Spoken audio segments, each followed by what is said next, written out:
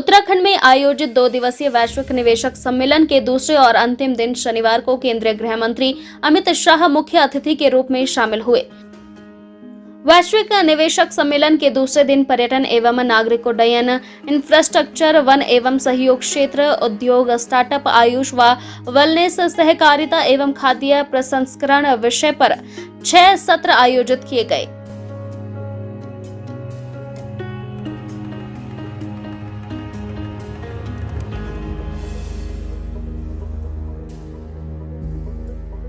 इस खास मौके पर केंद्रीय गृह मंत्री अमित शाह ने उत्तराखंड ग्लोबल इन्वेस्टर्स समिट 2023 के समापन सत्र में भाग लिया और सभा को संबोधन भी किया। इस मौके पर अमित शाह ने कहा कि मैंने उत्तराखंड के सीएम पुष्कर सिंह धामी से लक्ष्य के बारे में पूछा तो उन्होंने कहा कि 2 लाख करोड़ रुपए, लेकिन आज 3.5 लाख करोड़ रुपए के MOU पर हस्ताक्षर हुए हैं। मैं इसके लिए राज्य प्रशासन को बधाई देना चाहता हूँ। भाइयों और बहनों और विद्यार्थी मित्रों, आप सभी को नमस्कार। आज सबसे पहले मैं इस देवभूमि को और देवभूमि में स्थित बाबा केदारनाथ, बद्रीनाथ को प्रणाम कर कर मेरी बात की शुरुआत करना चाहता हूं। धामी जी ने ठीक ही कहा कि आज का कार्यक्रम एक डेस्टिनेशन उत्तराखंड का समारोह नहीं है, कई चीजों की शुरुआत। मैं भी मानता हूं, जब ये डेस्टिनेशन उत्तराखंड की परिकल्पना मैं पहले उत्तराखंड आया तब श्री धामी ने मुझे समझाई, तब मेरे मन में भी एक हल्का सा डाउट था, मगर धामी जी बड़े उत्साह से समझा रहे थे, मैं कुछ बोला नहीं। मैंने बोला क्या लक्ष्य रखा है धामी जी आपने? तो उन्होंने कहा 2 लाख करोड़ का, परंतु आज 3.5 लाख करोड़ के MOU समाप्त हो चुके हैं। मैं धामी जी के नेतृत्व में समग्र उत्तराखंड के प्रशासन को बहुत बहुत शुभकामनाएं देना चाहता हूं और बधाई देना चाहता हूं।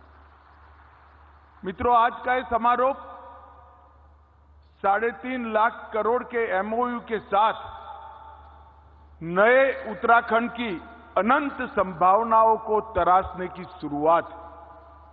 अब उत्तराखंड अपने राज्य की प्राकृतिक सौंदर्य को बिगाड़े बगैर इको फ्रेंडली तरीके से किस प्रकार से इस छोटे से राज्य को उद्योग जगत के साथ भी जोड़ा जा सकता है, इसका एक मजबूत उदाहरण समग्र विश्व के सामने बनेगा, इसका मुझे पूरा भरोसा है। और इसीलिए हमारे प्रधानमंत्री मोदी जी ने बहुत विश्वास के साथ उत्तराखंड की पहाड़ियों पर आकर कहा कि 21वीं सदी का तीसरा दशक उत्तराखंड का दशक होगा।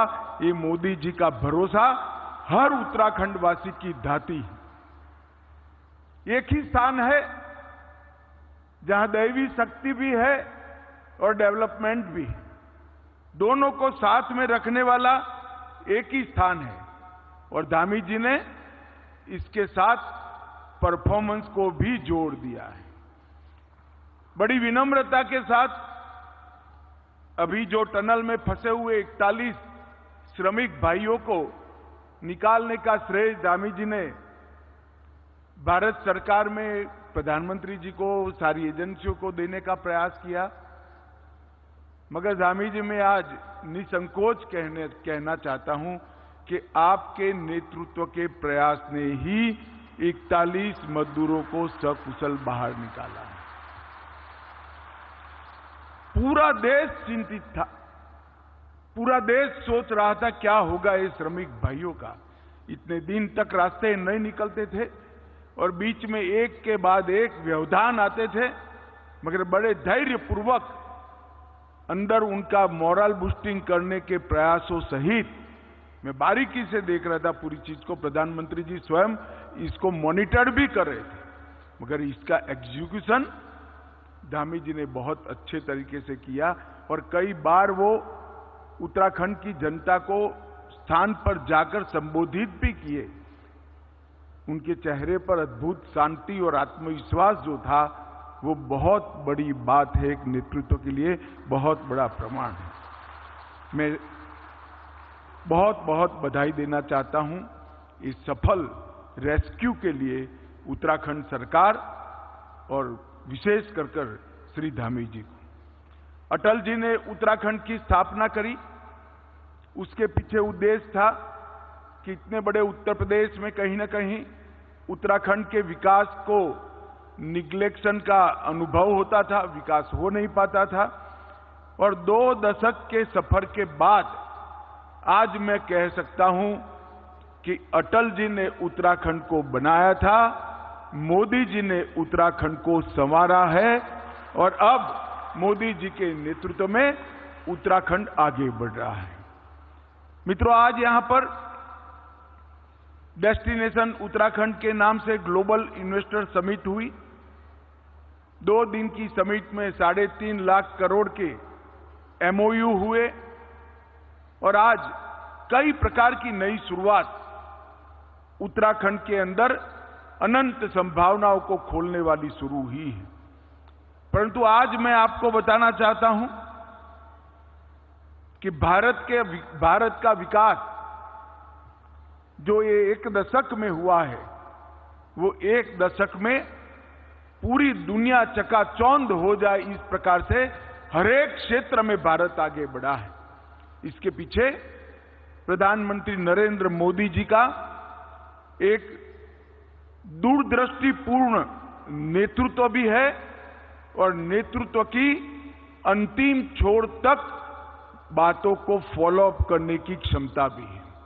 ये दोनों के कारण ही आज पूरी दुनिया भारत को बड़ी आशा के साथ देख रही है और मोदी जी ने हमारे सामने लक्ष्य रखा है कि 2047 तक भारत एक पूर्ण विकसित राष्ट्र के रूप में सर्व क्षेत्र में विश्व में भारत सर्वप्रथम हो, ऐसे भारत की हम रचना कर पाए, ये लक्ष्य रखा है। मैं खंबाता जी को सुनता था। खंबाता जी, आपका हौसला बहुत बुलंद है, मगर लक्ष्य रखते वक्त हमने भी तय किया है कि 2047 तक मतलब हमें आगे इसके पहले करने की सभी संभावनाओं को मोदी जी ने भारत की युवा पीढ़ी के लिए खुला छोड़ा है और समग्र विश्व में आगे बढ़ने के लिए अब भारत का समय आ गया है।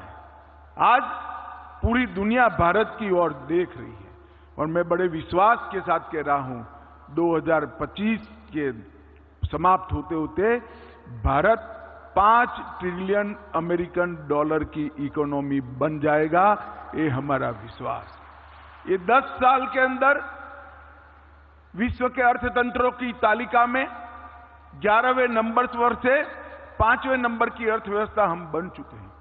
और मैं आज यहां जो युवा बैठे हैं और जो इन्वेस्टर बैठे हैं, उनको बताना चाहता हूं कि आजादी के 75 साल हो गए, किसी एक 10 साल में इतनी बड़ी छलांग भारत के अर्थतंत्र ने कभी नहीं लगाई है जो 2014 से लेकर 2023 तक लगाई। IMF ने भी डार्क जोन में ब्राइट स्पॉट कहा।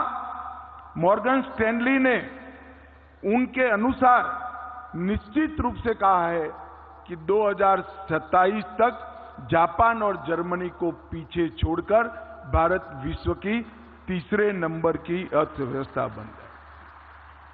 ये सारे शुभ संकेत भारत आज क्लाइमेट चेंज के आंदोलन का भी नेतृत्व कर रहा है। मेक इन इंडिया के माध्यम से पूरी दुनिया की GDP में जो सुस्ती है उसको गति देने का भी प्रयास कर रहा है और टेरर फ्री दुनिया का नेतृत्व भी हमारे प्रधानमंत्री नरेंद्र मोदी जी कर रहे हैं। इतने सारे मल्टी डायमेंशनल बदलाव भारत के अंदर जो हुए, एक विजनरी लीडरशिप के कारण। मित्रों, हम सब ने अभी अभी G20 को देखा है। G20 के अंदर आए हुए विदेशी मेहमानों से जब बात होती थी वो सभी लोग कहते थे, हम कई G20 समिटों में गए हैं, 1, 2 या 3 ही शहर में यजमान देश व्यवस्था कर पाते थे।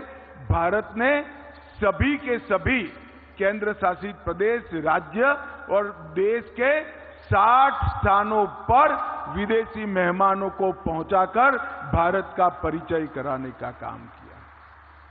और मैं आज बड़े विश्वास के साथ कह रहा हूं मित्रों कि दिल्ली डिक्लेरेशन ये कूटनीतिक क्षेत्र में भारत के परचम को आसमान तक ऊंचा ले जाने वाला दिल्ली डिक्लेरेशन है। ये दिल्ली डिक्लेरेशन को कई दशकों तक याद किया जाएगा और इसके अंदर अफ्रीकन यूनियन को सदस्य बनाने की जो घटना हुई है, समग्र दुनिया के पिछड़े देशों का नेतृत्व ऑटोमेटिकली भारत के पास आ गया है। इस प्रकार का विजनरी नेतृत्व नरेंद्र मोदी जी ने दिया। हमने इस 10 साल के अंदर 13.5 करोड़ लोगों को गरीबी रेखा के बाहर निकाला है। भारत की प्रति व्यक्ति आय 2 गुना करने में केवल 10 साल के अंदर हमें सफलता मिली है।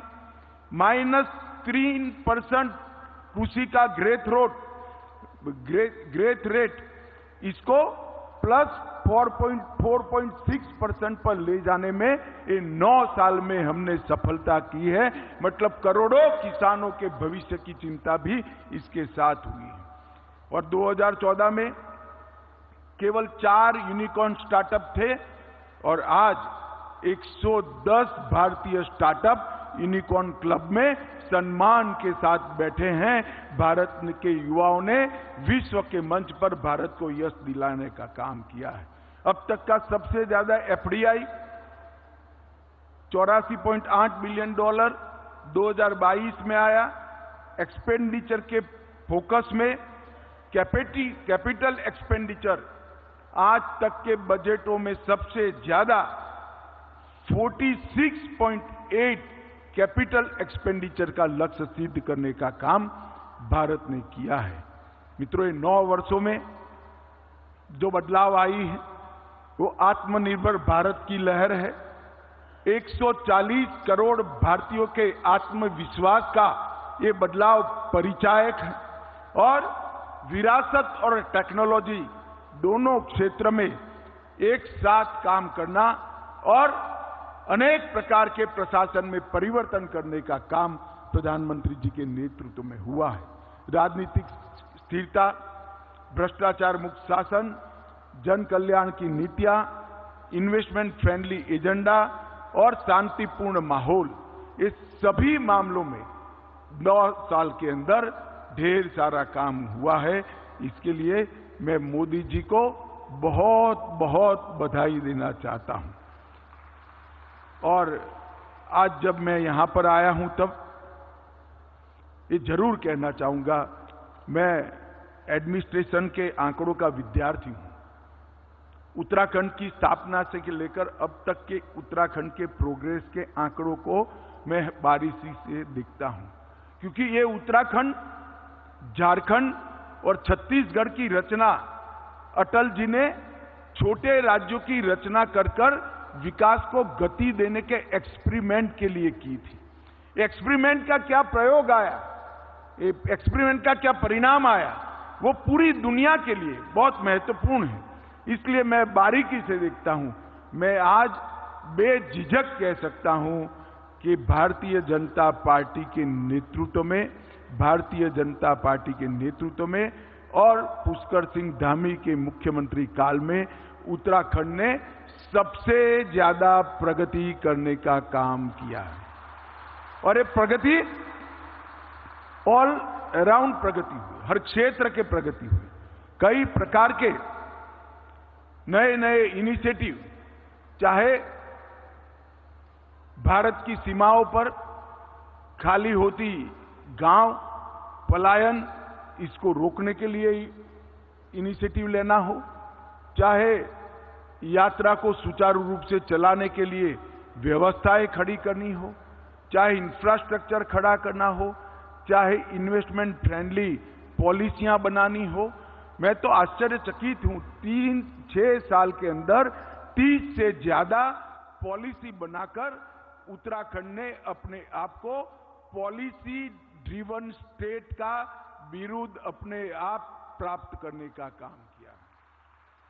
धामी जी कहते हैं कि यहां आपको हर जगह अच्छा डेस्टिनेशन मिलेगा, कुदरत ही कुदरत है, देव भी है, मगर मैं कहता हूं कि यहां पर भ्रष्टाचार मुक्त शासन भी है, जो इन्वेस्टमेंट के लिए बहुत जरूरी है। आज वैश्विक भ्रष्टाचार विरोधी दिन है और कोइंसिडेंट देखिए कि 2 दिन पहले ही अखबारों में हमने ऐसी तस्वीरें देखी, मैं तो अचंभित रह गया। किसी पार्टी के सांसद के घर से इतने सारे नोट निकलना, मैं विश्वास से कह रहा हूं, इतने सारे इंडस्ट्रियलिस्ट बैठे हैं, आपने इतने नोट आपके जीवन में नहीं देखे होंगे, सिर्फ बैंक का काम करने वाले ट्रेजरी के लोगों ने ही देखे होंगे। परंतु आज मोदी जी के नेतृत्व में पारदर्शिता के साथ विकास का सूत्र जहां जहां भारतीय जनता पार्टी की सरकारें हैं, वहां जमीन पर उतरा है, वास्तविक बना है।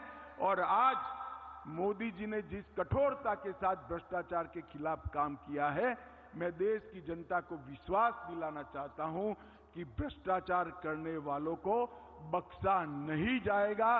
कितना भी बड़ा व्यक्ति है वो उसका दंड भुगतेगा। उत्तराखंड के अंदर हमने एक पारदर्शी माहौल उत्तराखंड सरकार ने देने का प्रयास किया है। मित्रों, ढेर सारी संभावनाएं उत्तराखंड में पड़ी हैं।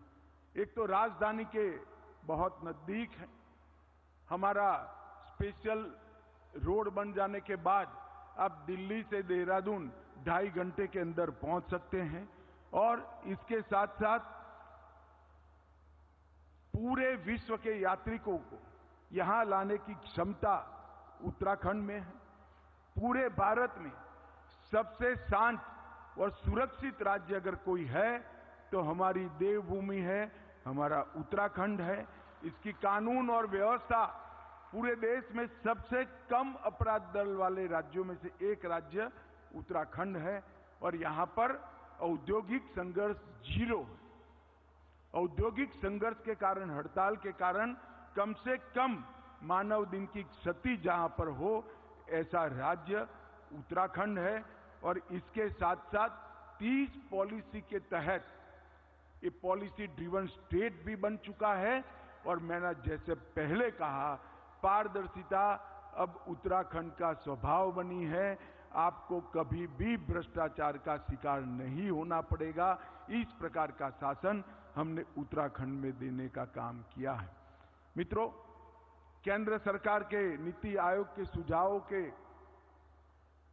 अमल करते हुए सेतु के अंतर्गत इन्होंने 3 सेंटर भी स्थापे हैं, जो economic development, public policy and good governance और एविडेंस बेस्ड प्लानिंग, ये 3 विषयों पर समग्र देश की पॉलिसी की चिंता और चर्चा करने के सेंटर बनने वाले हैं। तो इसका मतलब है आने वाले दिनों में उत्तराखंड पॉलिसी मेकिंग में भी अपनी बहुत बड़ी भूमिका तय करने वाला है। यहाँ पर्यटन, सेवा, एमएसएमई, लॉजिस्टिक, कस्टमाइज्ड पैकेज और इसके साथ साथ आईटी के लिए और विशेषकर पर्यटन और आयुष के लिए ढेर सारी संभावनाएं उत्तराखंड राज्य में पड़ी हैं।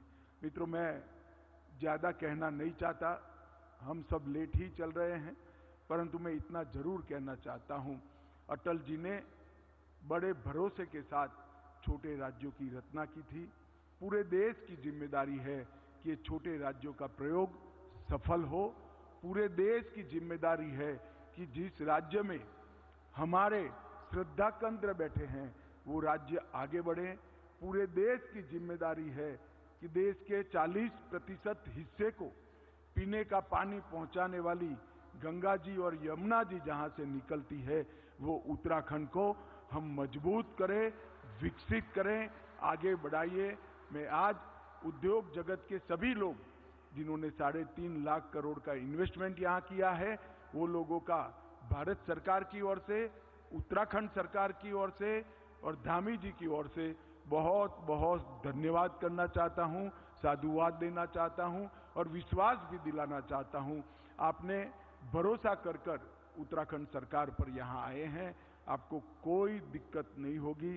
रेड कारपेट वेलकम से भी ज्यादा हृदय का स्वागत यहाँ पर आप फील करोगे, ऐसा मेरा भरोसा है। मैं उत्तराखंड की देवभूमि की जनता को आने वाले उत्तराखंड के अच्छे दिनों के लिए अनंत अनंत शुभकामनाएं देकर मेरी बातों को समाप्त करता हूं।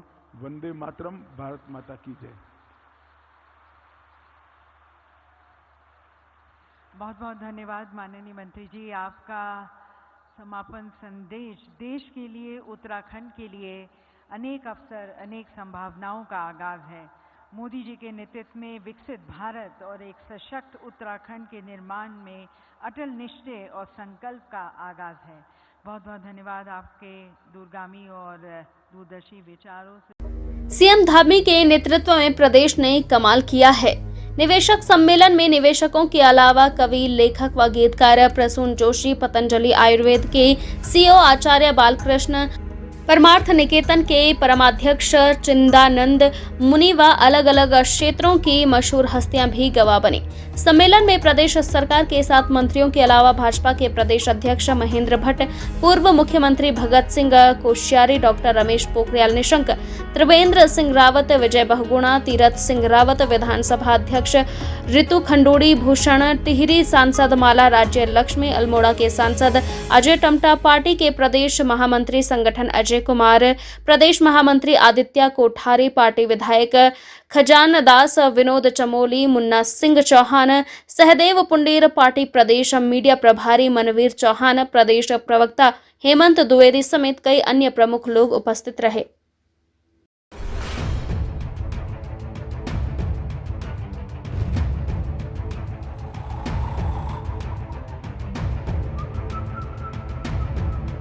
हर बड़ी खबर का असली एड्रेस है खबरनामा, इसलिए हर न्यूज अपडेट के लिए सब्सक्राइब करें और फॉलो करें खबरनामा और इस वीडियो के लाइक बटन को प्रेस कर इस वीडियो पर कमेंट के जरिए अपनी राय देना ना भूलें।